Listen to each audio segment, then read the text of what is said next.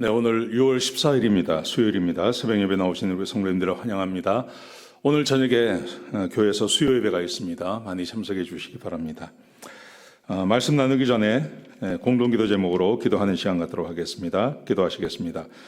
홍석화 집사의 암을 치료해 주십시오. 배옥진 집사의 뇌졸중을 치료해 주십시오. 언어가 회복되고 오른쪽 팔다리에 힘이 생겨나도록 해 주십시오. 곽한나 집사를 치료해 주십시오. 권하자 집사가 다시 걷도록 해주십시오. 이승학 성도의 뇌종양 치료가 잘 되게 해 주십시오.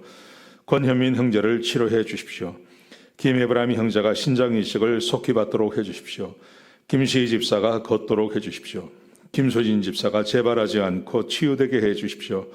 황순희 집사가 걷도록 해주십시오. 예수님의 이름으로 기도합니다. 아멘. 아멘.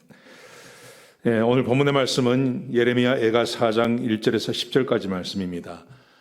죄의 무서운 결과라는 주제로 하나님 말씀을 함께 나누기를 원합니다. 죄의 결과가 참 많이 있습니다. 죄에 대한 책임도 내가 져야 되고요. 또 죄에 대한 결과도 내가 받아야 됩니다. 그런데 저는 가장 큰 죄의 무서움이라는 것은 하나님의 돌보심이 끝난다는 겁니다. 하나님께서 그 돌보시는 손길을 거두어 버리신다는 거죠. 저는 그것이 죄의 가장 큰 무서움이라고 저는 생각합니다. 오늘 본문에 보시면 백성들이 굉장히 슬퍼합니다.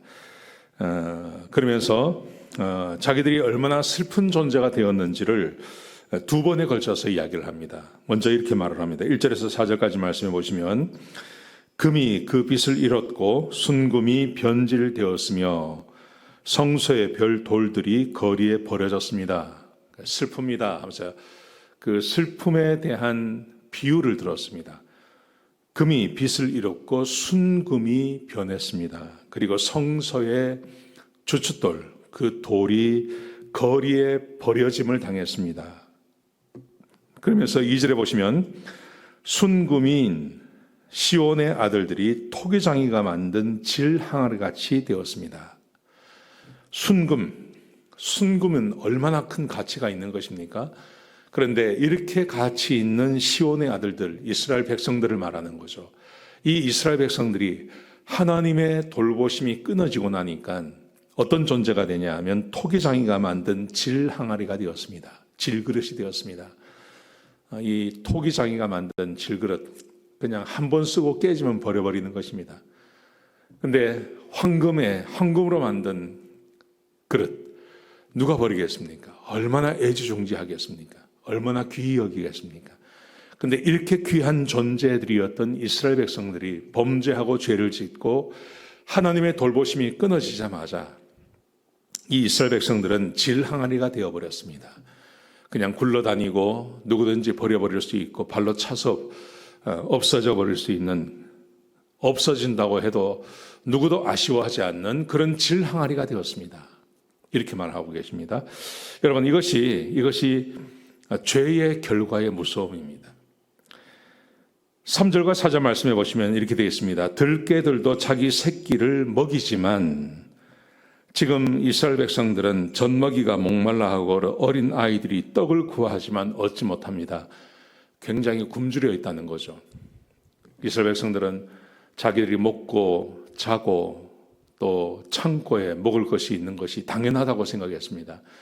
자기들의 노력으로 이렇게 한다고 생각했습니다. 그런데 오늘 본문에 우리에게 주고 있는 교훈은 하나님께서 돌보심을 거두자마자 이 이스라엘 백성들은 얼마나 불쌍한 존재인지, 자식에게 먹을 것이 없을 그런 존재가 되어버렸다는 것입니다. 여러분, 우리 그리스도인들, 특별히 우리 하나님의 백성들이 조심해야 될 것이 이것입니다. 우리가 하나님의 은혜 가운데 있을 때 막 채워집니다. 이것저것으로 채워지는 것이 참 많습니다. 여러분, 근데 그게 당연한 것이 아닙니다. 하나님께서 은혜를 베풀어 주시고 우리에게 함께 해주셨기 때문에 하나님께서 채워주신 것입니다. 그런데 내가 하나님의 은혜를 잊어버리면, 내가 하나님 앞에 범죄하고 하나님께서 그 은혜를 거두어 버리시면 과거에 너무나 당연했던 것이 당연한 것이 아닌 게 되어버리고 마는 거죠. 오늘 이스라엘 백성들이 그런 어려움을 당합니다. 그러면서 5절부터 8절까지 말씀해 보시면 과거와 현재를 비교하고 있습니다. 이렇게 합니다.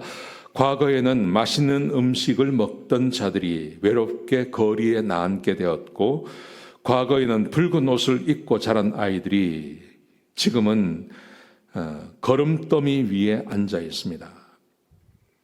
과거에 맛있는 음식을 먹고 채색 옷을 입었던 사람들이 지금은 거름더미 위에 앉게 되어 있고, 거리를 외롭게 방황하는 자들이 되었습니다. 하나님의 은혜가 거두어져서 그렇다는 거죠.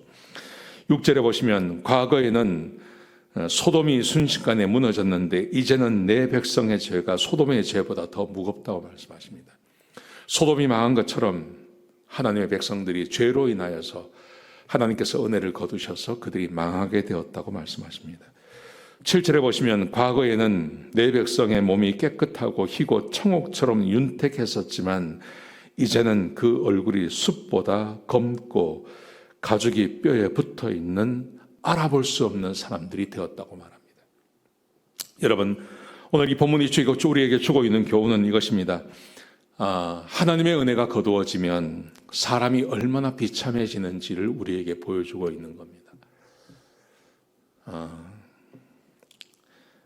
한 정부 안에서도 어떤 정권을 만나냐에 따라서 달라집니다. 그리고 어떤 나라에 사느냐에 따라서 또 그 사람의 삶이 달라지지 않습니까?